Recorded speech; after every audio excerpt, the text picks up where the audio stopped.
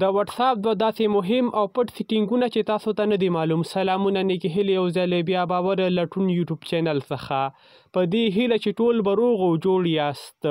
بریالی احساس یم یو ځلې بیا د یوې بلې نوې ویډیو سره راغلی یم.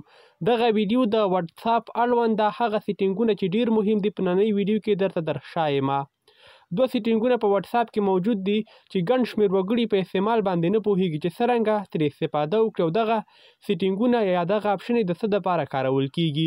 پر همدې ویډیو کې درته اړوند معلومات درکوم. له هغې څخه وړاندې تاسو دې ویډیو ته یو لایک ورکړئ او که په چینل کې راسره نوي یاستئ زموږ یوټیوب چینل سبسکرایب او په ټولنیزو رسنیو کې زموږ ادرس فالو کړئ.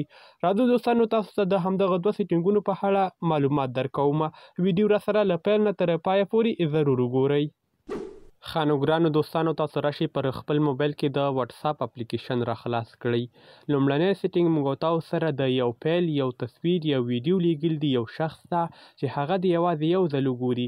دوهم ځل که چیرې دغه شخص دا ویډیو ګوري یا دغه تصویر ګوري نو ماته د میسج وکړي او ما څخه د بیا غوښتنه وکړي تر څو ورته یاد تصویر یاد ویډیو ولیږم. په دې ځای کې دوستانو زه راغلم دغه تصویر مې انتخاب کړ. غواړم دغه شخص یوازې یو ځل وګوري. په ونس باندې کلیک اخلم او اوکې اپشن کلیک کوم. دوستانو اوس که چیرې زه په سینډ اپشن باندې کلیک واخلم نو دغه شخص دغه یوزر به یوازې یو ځل دا تصویر ولیدلی سي. دوهم ځل که چیرې دا تصویر باندې کلیک اخلي ده ته به تصویر نه ښکاري. په اتومات ډول به دغه تصویر ډیلیټ سي. تاسو لیدلی سئ دوستانو دلته ورسره یوازې یو لیکل سوی ده. یعنې هغه شخص ته چې ما دغه تصویر لیږلی ده کولی سي یو ځل ورباندې کلیک واخلي او دغه تصویر وګوري. دوهم ځل که چیرې ورباندې کلیک اخلي ده ته تصویر نه ښکاري. که بیا غواړي اړتیا ورته لري نو ماته به میسج راکوي. دوهم دوستانو بل سیټینګ مو تاسو سره سټارټډ میسج ده. دغه اپشن د څه دپاره کارول کیږي؟ ګڼ شمېر ملګري پر دې باندې نه پوهیږي. ګوري دوستانو دغه شخص سره ما ډېرې زیاتې میسجې کړي تاسو لیدلی سئ خو په دې ځای کې دغه یو میسج ماته ډېر مهم ده. غواړم دغه میسج که زه هر ځل راځم او دلته دې ځای کې زه دا میسج لټوم دا به ډېر وخت ونیسي. دغه اپشن ته که چیرې زه سټارټ ورکړم یا سټار اپشن ورکړم دا میسج ما سره هلته په سټار کې راځي. بیا که زه په سټار میسج باندې کلیک واخلم همدغه میسج به ماته راړول کیږي او زه کولی سم په اسانۍ سره دغه میسج پیدا کړم او ځان سره یاداشت کړم.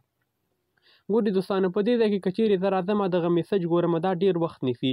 اوس په اسانۍ سره کولی سم همدا میسج د سټار اپشن د لارې پیدا کړم. ګورئ دوستانو په دې سټارټ میسج باندې زه کلیک اخلم همدغه میسج ته ما مخکې سټار اپشن ورکړ خو زه په دې ځای کې ما سره راواوښت همدا میسج ده یوازې.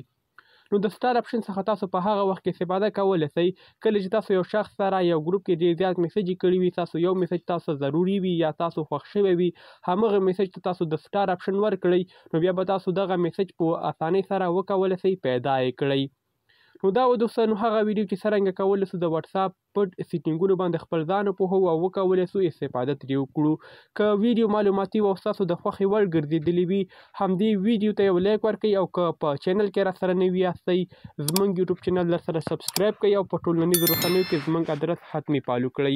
که چیرې غواړئ موږ سره په ټلیګرام چینل کې ګډون وکړئ د چینل لینک د ویډیو په ډسکرپشن کې موجود ده کولی سئ موږ سره هلته هم ګډون وکړئ او هره ورځ د ټکنالوژۍ اړوند د نوو معلوماتو څخه خوند واخلئ. تر بیا ښه وخت ښې چارې الله مو مل شه.